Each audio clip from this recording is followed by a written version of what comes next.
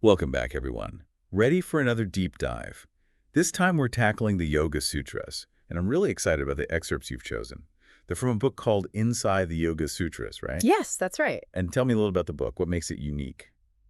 Well, it actually started as the author's personal notes. Oh, interesting. Yeah, over years of studying the Yoga Sutras, and then at the urging of their students, they turned it into this commentary. So it wasn't originally meant to be like a published book or anything? Exactly. Wow. That's really cool. What else makes it special? Well, it's full of insights and stories from the author's teacher, Okay. Sri Swami Satchidanandaji Maharaj. You can just feel the reverence and respect, that the author has for their guru. I can see why you picked these excerpts then. Yeah. It seems like we're going to get a really intimate perspective on the Yoga Sutras. Yes, definitely. We're going to focus on the key insights from these excerpts Okay. and really try to help you understand the core principles. Great. Now, when I think about the Yoga Sutras, I immediately think of Patanjali. Right. But wasn't yoga around long before Patanjali? Oh, absolutely. Yeah, Patanjali didn't invent yoga. Okay. He's credited with organizing and systematizing the teachings Got it. in a way that's really clear and accessible. So what's his approach? What does he do with the Yoga Sutras? Basically, Patanjali lays out a practical path Okay. to overcoming suffering and achieving liberation. Practicality over philosophy. I like it. That's right. And the author even suggests that, Patanjali's emphasis on practicality likely stemmed from his deep compassion Oh, wow. for people, struggling in the world. He wanted to make the path to freedom clear and straightforward. Okay, so let's get practical then. Where do we even begin? Right. With a text as profound and multifaceted as the Yoga Sutras. Well, we start right at the beginning Okay. with the fundamental question, what yoga? In this book, it doesn't settle for a single rigid definition. Okay. Instead, it encourages us to explore the many facets of the word, like a gemstone reflecting light from different angles. I like that. Instead of just getting a dictionary definition, we're going to unpack it. Exactly. All these different layers of meaning. Yeah. Just to give you an idea, the Sanskrit dictionaries offer a whole range of meanings, for instance. Mental concentration, effort, Oy. practices leading to spiritual disciplines, connection, remedy, even vehicle. Wow. It's a lot more than just like the physical practice I do in a studio. Absolutely. Yeah. It's about aligning your entire being, Okay. body, mind, and spirit. So how do we move from these abstract definitions to actually experiencing yoga? Yeah. Like it's transformative power. That's where the concept of vriddhis comes in. Yeah. These are mental modifications, the constant fluctuations of thoughts, emotions, and perceptions that color our reality. Okay, I've heard that term before, vriddhis.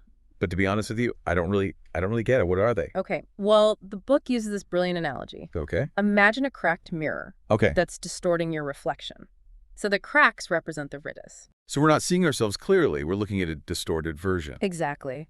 And we mistake this distorted image for who we truly are. Oh. And instead of experiencing our true self, which is pure, unbounded consciousness, we identify with the drama of the mind. Got it. And that's what leads to suffering. Okay, so how do we clean this cracked mirror then? How do we see our true reflection? Well, the Yoga Sutras offer a practical path to calming these mental modifications. Okay. And it doesn't require some superhuman effort to stop thinking altogether. Okay. Even small, consistent steps toward nirodha, calming the mind, can lead to some really profound shifts.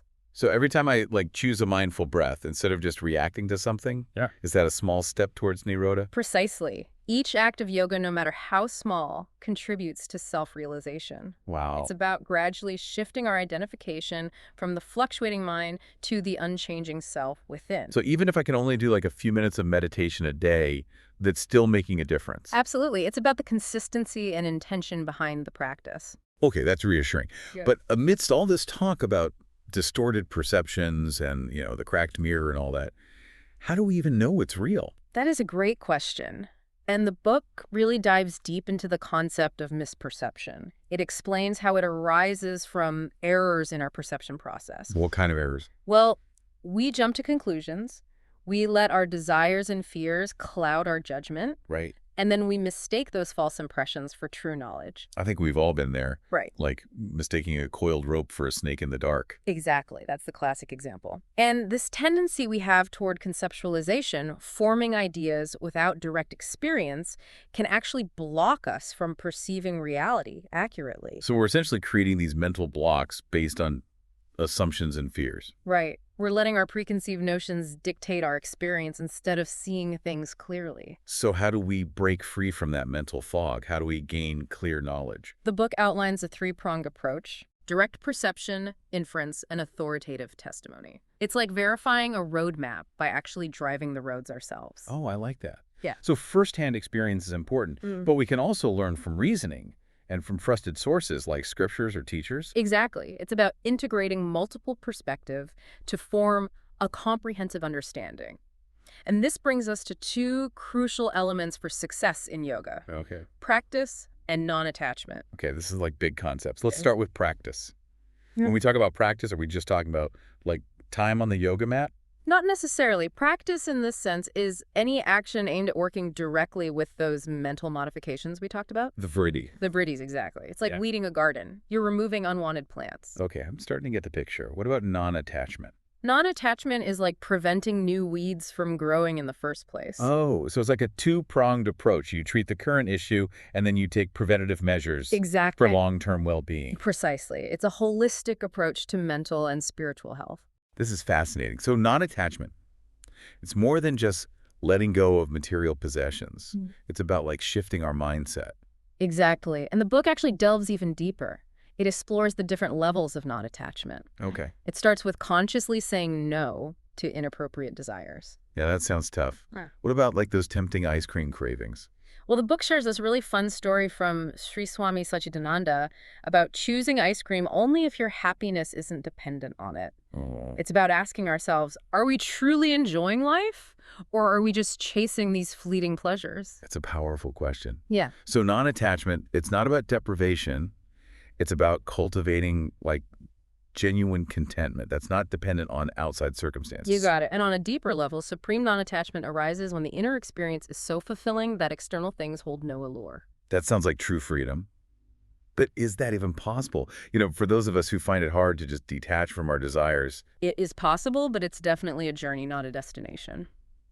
And the book explores another path that can make this process of cultivating non-attachment a little bit easier: Okay. devotion to God, or Ishwara. So instead of trying to suppress our natural tendency for attachment, Right. we can redirect it towards something higher. Exactly. By focusing our love and devotion on the divine, we naturally start to loosen our grip on worldly desires. Okay, that makes sense. You know, it's Yeah. like shifting our energy and attention to something more fulfilling and lasting. Right. And this actually brings us to another important theme in the book: Okay. the master-disciple relationship. Ah, the guru. I've always been curious about that aspect of yoga. Yeah. What does the book say about the role of the teacher? Well, it really emphasizes two crucial elements: receptivity and emulation. It's about being open to new learning, letting go of old misconceptions, and also observing and imitating the master's actions and qualities. So it's more than just like receiving information. Right. It's about embodying the teachings. Oh, exactly. The master serves as a living example of the principles that they're teaching. It's like learning by osmosis. Yeah, You pick up the essence of the teachings through observation and interaction. precisely. And in yoga, this emulation actually helps transmit wisdom that goes beyond words. That's fascinating. Yeah. It makes me think about how children learn so much from watching and imitating adults, you know? Right. They pick up the good habits and the bad habits. That's a great analogy. And it highlights the importance of choosing a teacher wisely. Yeah. Someone who embodies the qualities that you aspire to cultivate. Yeah, finding a teacher that you resonate with is so crucial. I'm really starting to see the value of that guidance. Now, what about meditation? I know it's a cornerstone of yoga, but I've always struggled with it. Right. Where do we even begin? Well, the book introduces this concept of mantras, Okay. sound syllables representing aspects of the divine, and how they can be really powerful tools for calming and strengthening the mind. So instead of just trying to quiet my mind, I can use these sound vibrations to Yeah. focus my attention. Exactly. Mantra japa, the yoga of repetition, is a really powerful practice where the meaning and purpose of the mantra gradually unfold with attentive repetition and understanding. Oh, that sounds intriguing. Is it like a form of active meditation? It could say that. Yeah. It's not just about emptying the mind, but about filling it with this sacred sound that helps to purify and uplift our consciousness. And this can eventually lead to deeper states of meditation. Yes. With practice, the mantra becomes a doorway to inner stillness and clarity. I'm starting to see how all of these practices, from non-attachment to devotion and mantra repetition, are interconnected. Right. It's like weaving a tapestry Yeah. of different techniques to create a complete path. That's a beautiful way to put it. And as with any path, there are bound to be challenges along the way. The book highlights 9 common obstacles that can hinder our progress. I'm sure we've all encountered a few of those. Yeah. What are some examples? Well, they range from sickness and mental laziness to doubt, sensuality, and distractions of the mind. Okay, I can definitely relate to those, Yeah. especially the mental laziness part. Yeah, we all have our weaknesses. But the book emphasizes that these obstacles aren't meant to discourage us. Yeah. They're actually opportunities for growth. So it's about learning to navigate those challenges and using them to strengthen our resolve. Exactly. And the book offers 2 specific remedies for overcoming these obstacles: Okay. mantra repetition and cultivating single-mindedness. How does mantra repetition help? By turning our awareness inward and focusing on the sound of the mantra, we can actually dissolve those distracting thoughts and emotions. So it's like using the mantra as a tool to redirect our attention. Precisely. And cultivating single-mindedness is about focusing on one principle or practice to the exclusion of all others. It's like that story of the boy who kept practicing writing the number 1, Yes. Even when his teacher told him to move on to like 2 and 3, he wanted to truly understand it Yes. before moving on to the next thing. That's a perfect example. Persistence and single-mindedness are key to overcoming those obstacles and deepening our understanding. So it's not just about trying lots of different things, Right. but about going deep with one practice. Exactly. It's about quality over quantity. This is making me rethink my approach to my own practice. Yeah. I tend to jump around a lot. Right. Maybe I need to focus more on consistency. Experimentation is important too. But there's a certain power that comes from dedicating yourself to mastering one technique at a time. Yeah, I can see that. Now, you mentioned earlier that the book lays out a practical path Yeah. for achieving liberation. Right. And I know the 8 limbs of yoga are a central part of that path. Can you give us a quick overview? Of course. So they are yama, abstinence; niyama, observance; asana, posture; pranayama, breath control; pratyahara, sense withdrawal; dharana, concentration; dhyana, meditation; and samadhi, absorption. Wow, it's a comprehensive path. Yeah. It's like a holistic training program Yes. for the mind and body. Yeah. Where do we begin? Well, the first 2 limbs, yama and niyama, focus on ethical conduct and self-discipline. Okay. They really lay a solid foundation for inner growth. So it's not just about personal enlightenment, Right. but also about living ethically in the world. Exactly. Yeah. Yama outlines 5 restraints: nonviolence, truthfulness, non-stealing, continence, and non-greed.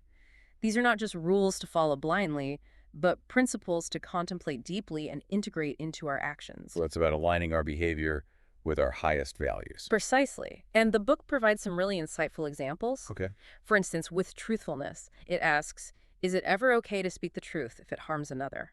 It challenges us to always prioritize nonviolence. That's thought-provoking. Yes. It suggests that even honesty needs to be tempered with compassion. Right. And the book emphasizes that this kind of reflection leads to a deeper understanding of these principles Right. rather than just following them out of obligation. Now, what about continence? Is celibacy a requirement for yoga students? Well, the book actually shares this amusing anecdote where Sri Swami Satchidananda is asked this very question. And his response is so insightful. He likens the sexual urge to hunger for food. Yeah. It's not about denying this natural need, Okay. but approaching it with a yogic mindset.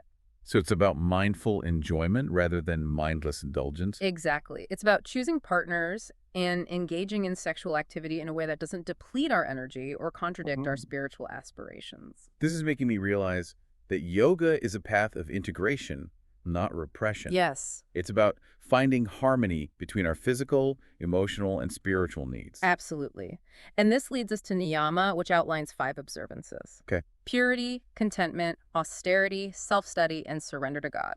So we're moving from ethical conduct Right. to cultivating positive qualities. Precisely. Purity in this context refers not just to physical cleanliness, Okay. but also to purifying our thoughts and intentions. So it's like cleansing the cracked mirror of our mind to perceive reality more clearly. Exactly. And contentment is about cultivating inner satisfaction rather than constantly chasing after those external desires. I'm sensing a theme here. Non-attachment seems to be a recurring thread throughout the 8 limbs. You're absolutely right. It's about gradually shifting our focus from external gratification to inner fulfillment. Now, what about austerity? When I hear that word, I picture like hardcore ascetics Right. depriving themselves. Well, austerity in yoga is not about self-punishment. It's about consciously choosing discomfort to strengthen our willpower and purify our body and mind. Okay. It could be something as simple as fasting or taking a cold shower. So it's about challenging our comfort zones Right. to cultivate mental and physical resilience. Precisely. Yeah. And self-study involves deepening our understanding of ourselves and the spiritual teachings. So it's about actively engaging with the knowledge, not just passively absorbing information. Exactly. It could involve reading scriptures, contemplating their meaning, or even just observing our own thoughts and emotions with honesty. This is reminding me the importance of that three-pronged approach to knowledge we discussed earlier. Yes. Direct experience, inference, and authoritative testimony. Right. It's about integrating these different ways of knowing to form a holistic understanding. Now, what about surrender to God?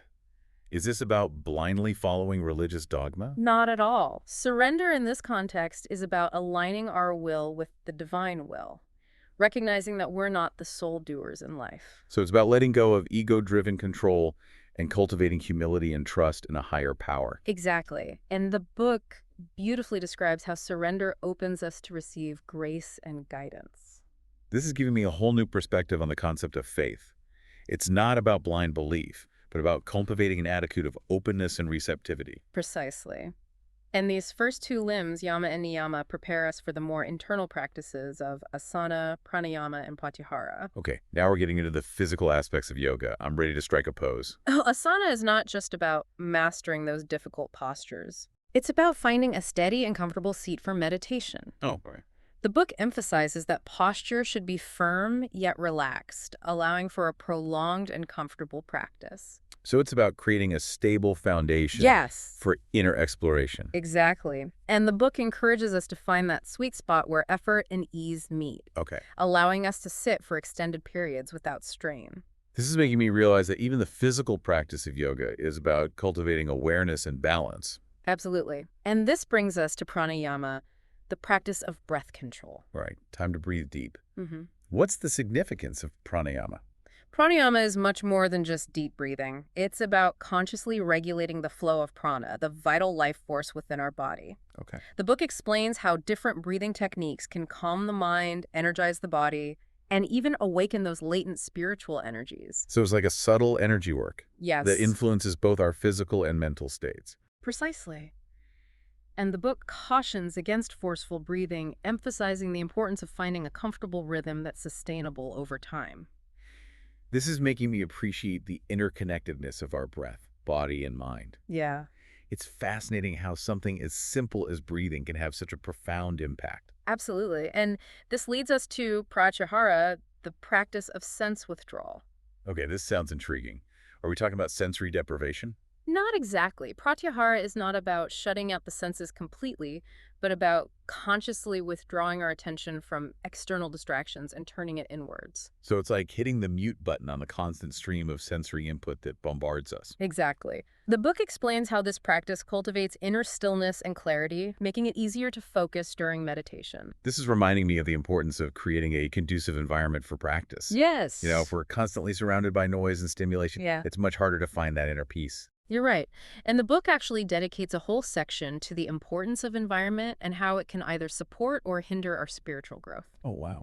It encourages us to examine our living space, diet, relationships, all the factors that can influence our state of mind. So it's about consciously creating an outer world that reflects our inner aspirations. Precisely. And by mastering these first 5 limbs, Right. we lay a really solid foundation for the final 3: dharana, dhyana, and samadhi, the heart of yoga meditation. Okay, now we're entering the realm of deep inner exploration. What's the distinction between these 3 limbs?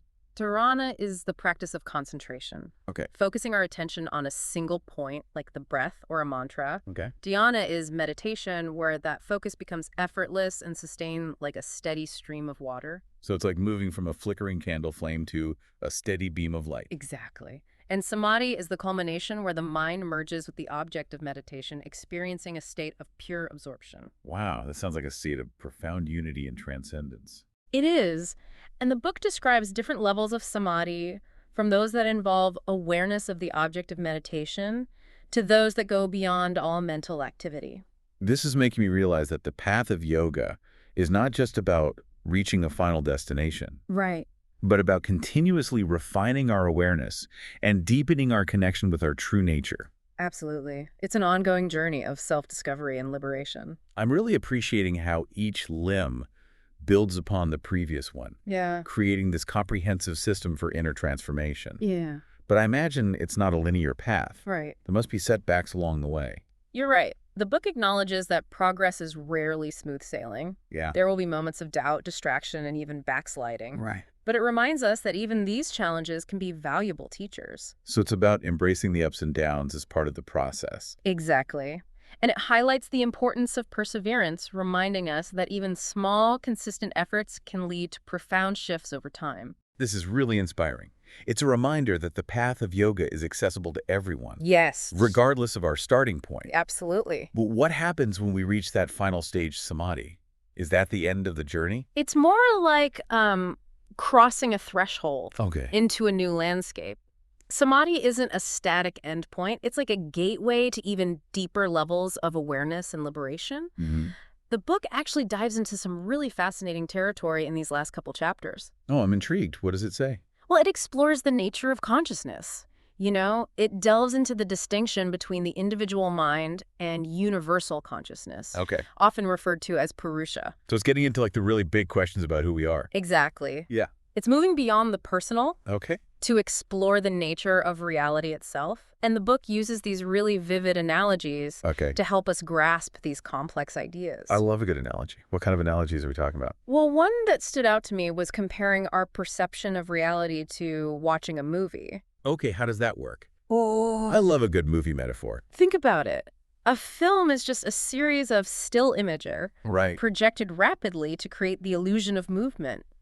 We get so caught up in the story that we forget it's all just light and shadows playing on a screen. That's a great way to put it. Yeah. So you're saying our everyday experience is kind of like that. Yeah. We're so engrossed in the movie of our lives that we miss the true nature of reality. Yes. We get lost in the drama, the Right. emotions, the narratives that we create. Yeah. But the yoga practices help us to kind of pause the projector, step back, and observe the true nature of this film that we call reality. Wow, that's powerful. Yeah. So if our perception is like a movie, how do we start seeing beyond the illusion? Well, the book explains how those 8 limbs that we've been talking about, Okay. they gradually purify our perception, allowing us to see the difference between the ever-changing aspects of life and the unchanging self that lies within. So it's about cultivating that ability to see what's truly real and permanent amidst all the impermanence. Exactly. And it introduces this really fascinating concept called Dharmamegha Samadhi. Okay. It's described as a state of profound clarity. Dharmavega Samadhi. It sounds almost mythical. What does it feel like to experience that? Well, the book describes it as a state of unwavering, discriminative discernment, where the yogi sees the distinction between the self and the non-self with absolute clarity. So it's like the culmination of all those practices, the restraints, the observances, the meditation. Right. It all leads to this incredible shift in perspective. Yes. And the book emphasizes that this state isn't about escaping the world. It's about engaging with it from a place of wisdom and non-attachment. That makes sense. It's Yeah. about transforming our relationship to the world, not withdrawing from it. Right. And even in this exalted state of Dharmamegha Samadhi, the book says there's still potential for distraction. Really? Even after achieving that level of awareness? Yes, because even those subtle desires based on past impressions can still arise. Oh, well. It's a reminder that the path of yoga requires constant vigilance and self-reflection. So it's not like reaching a final destination and No. saying, I'm done. Exactly. It's about continuously deepening our understanding and embodying these principles in every aspect of our lives. Wow. I'd say our deep dive into Inside the Yoga Sutras has been incredibly insightful and inspiring. What a journey. It's been a pleasure exploring these teachings with you. I'm definitely walking away with a much deeper understanding of the Yoga Sutras and a renewed sense of purpose in my own practice. Thank you so much for guiding us through this exploration. You're very welcome. Remember, the wisdom contained in these ancient teachings is always available to guide us toward a more meaningful and fulfilling life. That's a great reminder. And to our listener, we encourage you to keep diving deep. Keep exploring these teachings and see what resonates with you. We'll be back soon with another deep dive into a new topic, ready to uncover more hidden gems of knowledge and insight. Until then, keep seeking, keep learning, and keep growing.